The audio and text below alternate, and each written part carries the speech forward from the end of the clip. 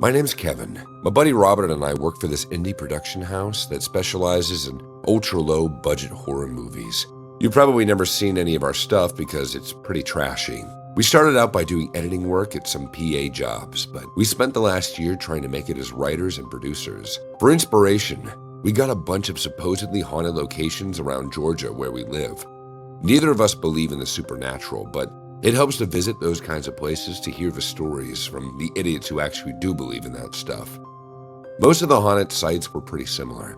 Lots of old plantations, basically, but then we went to this one old place just outside of Savannah that changed everything. It was supposed to be empty, but there was a squatter living there. He was an old, toothless guy, really creepy. He acted normal at first, showing us around the place and talking about all the noises he hears at night. Then he froze mid-sentence and full-on stared at Robert. His eyes got real wide, and he said, "You're in danger. Red everywhere. Red. Red. Red." That's when we left. In the car, I tried to laugh off the whole thing, but Robert seemed really shaken. We drove back to the city. Robert didn't say a single thing the whole drive back. I knew I needed to snap him out of it, so I stopped in front of his favorite diner to treat him to lunch. As Robert was getting out of the truck, a car sped down the street. It would have plowed right into him hadn't I grabbed him by the collar and pulled him back at the last second. The car just kept going. Robert started to hyperventilate. He collapsed onto the sidewalk, barely able to breathe. I have asthma, so I gave him an inhaler to use. That seemed to work for a little bit. "Kevin, I almost died," he said. "The prediction, is it right? God, how did he know?" I didn't understand what he was talking about until he pointed at the car and how the car was red. "Dude, it's just a coincidence." I tried to lead him into the diner, but he wouldn't let me touch him. He got back into the truck and waited for me to drive him home. He kept babbling to himself like a crazy person. I thought that he would get over it, but when I talked to him the next day, he seemed even crazier than before. "We have to go back, man. I have to talk to him now." He wouldn't listen to reason. I kept reminding him that paranormal stuff just doesn't exist. Car accidents happen all the time. "No, I'm going back there, with or without you." He flailed his arms around, acting extremely unhinged. I'd never seen him like this before. We'd worked together dozens of times on indie films and ghosts with monsters and stuff, but we always laughed about how unbelievable it was. And now, he seemed as crazy as the homeless man. I couldn't leave him in this state, so I agreed to drive him back to the plantation. The man was no longer there. I figured it was a good thing, but Robert still wouldn't leave. He searched the entire house, trying to find anything he could. Eventually, he found a notebook hidden in the fireplace. It was filled with the homeless man's notes to himself. It was obviously the ravings of a crazy person. Everything was written in scratchy capital letters. Stuff like, "Bigfoot is real," and "Where is she?" over and over again. There were drawings too. I told Robert to put it back, but he held the diary close to his chest and screamed, "Don't touch it! This is mine!" As we drove back to Savannah, he read through the diary. Even though it was nonsense, he thought he was reading predictions and warnings of the future. I dropped him off at his apartment, and I didn't hear from him for a couple days. He was supposed to meet me for lunch at the park that weekend, so we could figure out our next project, but he didn't show up. He stopped answering my calls. When I went to his place to ask what happened, he said that he couldn't leave the house today because the diary had said muggers at the park.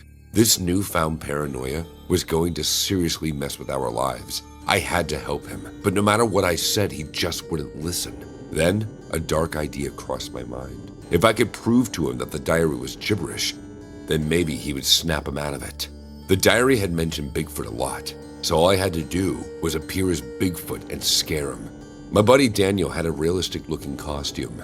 I bet I could use that to scare Robert. So that night, Daniel and I snuck back into his building. I would have worn the costume myself, but Daniel insisted that he would do it.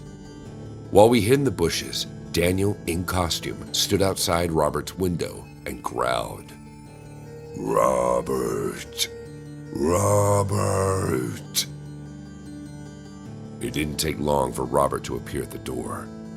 Daniel screamed at the top of his lungs. Robert disappeared back into the house, and we couldn't see him anymore. Daniel walked back to me, disappointed he didn't have enough time to take off the mask and reveal the prank. He was about to give up, but I convinced him to go inside into Robert's building and finish what we started. Otherwise, Robert would probably be even more paranoid than before. I had a spare key with me, so I let Daniel in. I showed him where to go and then waited by the front door. Daniel was gone for a while. Everything was quiet. After hearing that sound, I ran into Robert's bedroom, where I saw Daniel lying on the ground. Robert stood over him, baseball bat in his hands. "I killed him! I killed Bigfoot!" I slowly approached him, my arms in the air so he wouldn't see me as a threat. Then I reached down towards Daniel and pulled off the mask. He was dead. Robert had killed him. But that's not... You're tricking me. He swung the baseball bat at me, but I overpowered him. I pulled it out of his hands and slowly explained that we were just trying to overcome his paranoia. The police came right after that. I guess one of the neighbors called the police. They arrested Robert and took him away. I had to go to the station too. I had to explain everything that happened. I feel awful that everything gotten out of hand, but Robert's now awaiting trial, and the only bright spot is that now, finally he realized that he was being delusional. This true incident happened in Ada, Oklahoma. A man at the age of 55 was convicted of first-degree murder for killing his friend during a fishing trip in July 2022. The man claimed he believed his friend was summoning Bigfoot to kill him. He testified that strange events occurred that day, including seeing a 12-foot Bigfoot and hearing his friend howl into a drainage pipe.